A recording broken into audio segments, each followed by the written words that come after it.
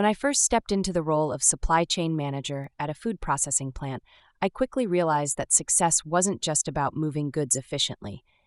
It was about protecting trust. The trust consumers place in the food they eat, the trust partners place in our timelines, and the trust our team places in clear direction and decisive leadership. Managing a food supply chain is like conducting a symphony, where timing, quality, and precision are non-negotiable.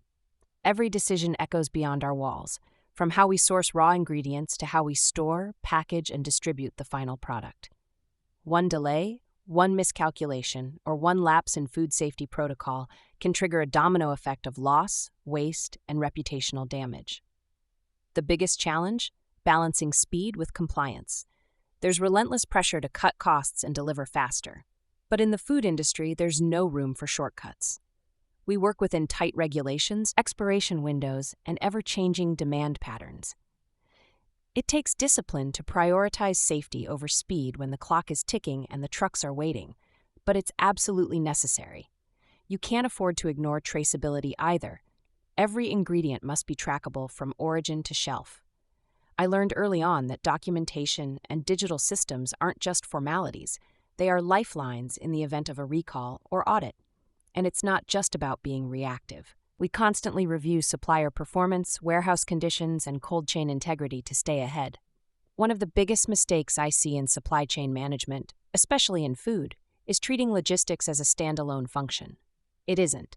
It's deeply connected to procurement, production, marketing, and even customer service. Silos kill efficiency. Collaboration fuels it.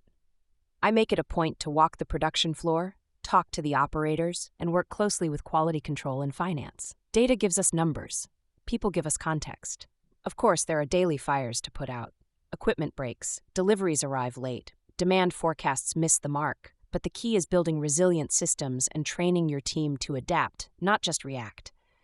Contingency planning isn't a luxury, it's a must. We always have a plan B, and sometimes a plan C. Managing a food processing supply chain is complex, exhausting, and often thankless. But when everything flows, from farm to fork, there's a deep sense of pride in knowing we've done our part to nourish communities safely and efficiently. And that's what keeps me going.